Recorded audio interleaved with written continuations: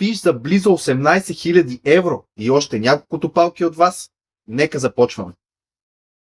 Започваме и тази компилация с още невероятни и интересни фишове от ваша страна, така че да напомня и на аудиторията, които все още не са се присъединили в нашия Discord.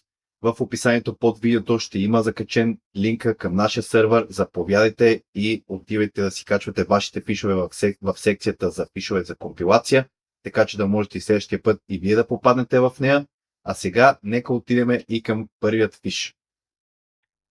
И днешното видео започваме с фиша на Илян V88, като той ни изпратил следният фиш. Добра комбинация направил, добър залог и добра печалба, като имаме Дукла Прага, Славия Прага Б над 2,5 гола, имаме Олсборг и Фредериция над 2,5 гола, имаме Розенборг и Викинг, двата отбора да отбележат да, Елсборг и Вестерос над 2,5 гола, имаме Телстар и Спарта Ротердам над 2,5 гола, Легия Варшава Радомяк Радом над 2,5 гола, Серкъл Брюш и Сент Трюдейн над 2,5 гола, Увърхемптън Блекбърн над 2,5 гола и Спортинг и Виктория Гимарайш над 2,5 гола, като залога му е, както виждате, 2,50 и печалбата му е 202, което е една много добра печалба с малък залог. Както виждате, има фишове, които с малък залог може да си изкарат доста добри печалби.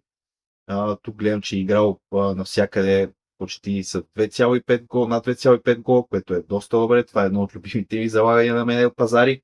Така че честито на него и продължаваме към следващия фиш. Следващият фиш, който са ни изпратили, е от Red 99Z, като той е играл Порто да отбележи в двете полувремена, като това е матча между Рио Аве и Порто, който свършва 0-2. И имаме Севилия и Рао Велекано, като крайният резултат е за Севилия. Той ги играл с залог от 90 и 66 и печалата също му е много добра, като печалата е 564-58. Отново много добра комбинация от два матча, много добри коефициенти и единствено, което мога да направим е да го поздравим. И отново да подсета, ако все още не сте влезнали в нашия Discord сервер, отидете в описанието под видеото, линкът е закачен, влизайте и отидете в секцията за фишовете за компилация. Изпращайте вашите фишове, за да може следващия път да участвате вие. А сега нека преминем и към другия фиш. И фиш номер 3 е изпратен от Слави, като тук какво имаме? Тук имаме фиш, който участва и кешаут. Знаете, има и такива моменти, когато очаквате едно нещо, което трябва да се случи и имате не лош кешаут, който ви се предлага, при положение, че залогът ви не е висок, а пък печалбата е много добре. Така че има и такива фишове. Ние сме добавили един такъв, като Слави какво е играл, Крайова и Клопио, като тук имаме Bad Builder, Крайова краен и над 1,5 гола. И имаме също Bad Builder на ЦСКА и Макаби, като тук имаме над 1,5 брой корнери за ЦСКА и брой голове за Макаби над 1,5. Отделно имаме също и Сион и Ноа, като тук имаме брой голове над 2,5 и тук се е чудил между Рейнджърс и Бялисток, като имаме брой над 2,5 общо голове.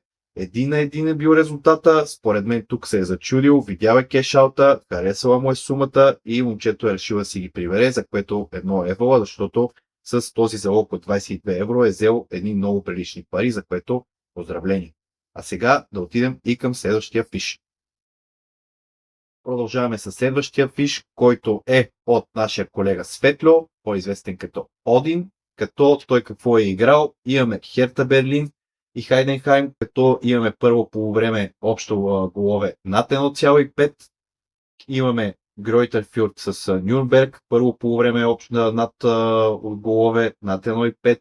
Имаме Оснабрюк с Магдебург, отново 1,5 първо полувреме, като отново с един много минимален залог от 20 е печели една много добра сума от 276 евро, за което еволата да продължава със същите фишчета, да не забравяйте, че има и други колеги, които евентуално чакат нотификации по телефоните да се отчете колегата, че е спечелил, да не забравяме, Светло. Така че еволата към следващия фиш. Няма как да минем компилацията и без някой губещ фиш. Така че следващия фиш ще губещ, като е изпратен от BlueSkill 02, като той е играл доста интересни матчове. Така че нека минем през тях. Ще ме извинявате, ако евентуално не произнасям точно правилно имената с правилните ударения, но той какво е играл? Имаме Баракас с Клейпол, като тук имаме крайен резултат за Баракас и над 1,5 гола, като тук му излиза. Имаме Атлетик Клуб MG и Коимбра AK, това са 20 годишни, като тук имаме крайен резултат за Коимбра да бие. Имаме Сака Чиспас с Депортиво Парагуайо. Тук имаме краен за Сака Чипас и над 1,5 гола. Имаме също Пенди Спор и Батман Петрол Спор над 2,5 гола. Тук до момента всичко изглежда добре, но следващото, което виждаме е Сириус и Брома Пойкарна, като тук Сириус го дънят за крайен резултат и по този начин едно единствено нещо от целия фиш като пазар му бяга. Иначе фиш изглежда доста добре. Тези отбори, признавам си, не съм ги следил, не мога да кажа някакви думи за тях, кой, защо и как, но както виждате, има моменти, в които просто един пазар от целия фиш може да прецака абсолютно всичко, но има го и това в Зара, не може винаги да печелим, както знаем, така че следващия път повече успех за Blue Skills, стискаме му палци и следващия път в компилацията да бъде с един печеливш фиш. И преминаваме към следващия фиш, а именно фишът на Бате Венко, който е изпратил този път един доста добър фиш. Бих казал, като тук какво е играл, имаме Брадфорд и Питърбъро над 1,5 гола, имаме Бъртън Албиан с Стиванич над 1,5 гола, имаме Норич с Уест Бромич Албиан над 1,5 гола и Бристъл Сити с Милоу над 1,5 гола. Доста, така бих казал, добри, интересни матчове, съответно резултатни са излезнали в този път, за което еволата на Батевенко, че ги е хванал. Един много добър залог с 50-ка и оцелва 492 и 21, за което еволата на Батевенко. Забелязваме, че той наистина има така доста успешни, така че и за напред ще го виждаме. Надяваме се все по-големи печалби, по-големи, така че може да му стискаме палци и да му пожелаем успехи за следващите компилации и да продължаваме напред. За този фиш, признавам си, не го разбирам, затова си позволих да си го преведа, тъй като не е на български език. Той е изпратен от Мистериозния и ще си позволя да погледна това, което съм превел, за да ви го кажа правилно. Като какво има в неговия фиш? Има Йококама Маринос с Кашима Антуърс, като е играл първо полувреме двата отбора да отбележат. След това има Йококама Маринос с Кашима Антуърс, отново двата отбора да отбележат, този път второто полувреме. След това имаме Гамба Осака и Урава Ред Даймъндс, като имаме пак отново първо полувреме двата отбора да отбележат. И имаме Гамба Осака, Урава Ред Даймъндс, второ полувреме двата отбора да отбележат, като фишът му излиза с залог от 1 евро, печели 161 евро, което е много добра печалба. Виждате с много минимален залог.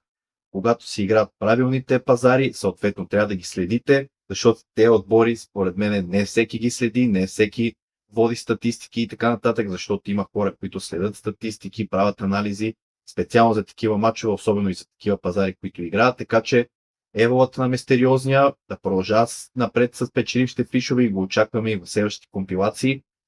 Сега продължаваме и с следващия фиш. И тук имаме един много добър фиш с една много добра печалба. Той ни е изпратен от Батмонката 9.7, като тук просто е забравил след това да изпрати другия скриншот, който реално всичко му свети в зелено, но абсолютно всеки мисля, че знае този матч, как завърши, какво е имало в матча и затова си позволяваме да го качим по този начин, като Батмонка е играл Макабито и ЦСК, като имаме крайен резултат Макаби, имаме брой голове над 2,5, имаме Макаби Тел Авив над 4,5 корнера, които знаем, че излизат, и брой картони за ЦСК над 1,5, като знаем, че това излиза. Заради това не чакахме Батмонката да изпрати с другия скриншот. Казваме му еволата за този фиш. Виждам, че има и буст от 15 на 20 коефициент с 100. с 100 парички печели 2025, един много добър фиш, много добра комбинация на пазари. Съответно, може да го поздравиме за тази много добра печалба и да продължава все така напред. А ние продължаваме с най-добрия фиш от тази компилация и най-голямата печалба. Да отиваме да го виждаме. И черешката на тортата, както знаете, запазваме я за накрая, като тук ще видим един фиш с близо 18 000 печалба. Това е фиша на Марио, който ни е изпратил, а фишът е наистина интересен и тук, според мен, наистина имало голяма доза късмет, тъй като имаме ранно изплащане, иначе ако нямаше това ранно изплащане, фишът може би щеше да замине на кино, като той е играл с 50 парички и е спечелил, да бъдем точни, 17 637,50. Огромно евала за печалбата на Марио, а той е играл Лески и Аек, като имаме повече корнери за Аек, имаме крайен резултат равенство, имаме Динамо Загреб и Викинг, като тук имаме ранното изплащане на Динамо Загреб и имаме брой корнери за Викинг под 3,5. И следващият е Фенербахче с Лион, като имаме по 4,5 броя корнери за Лион, крайен резултат равенство и Фенербахче брой корнери под 5,5. Доста добре си е подбрал пазарите, добър фиш, добри комбинации и едно огромно евола за такива печалби. Надяваме се да си ги харчи с удоволствие, да ги харчи само за готини неща. Радваме се, че има такива фишове в компилациите. Продължавайте, надяваме се да видим все повече такива печалби в компилациите. Отново да ви подсета, ако все още не сте влезнали в нашия Discord сервер, под видеото в описанието имаме закачен линк. Заповядайте там и елате да си качвате и вашите фишове в секцията за фишове за компилации, за да може да си видите, ако искате в следващите компилации. Благодарим ви, че бяхте с нас и до следващата компилация.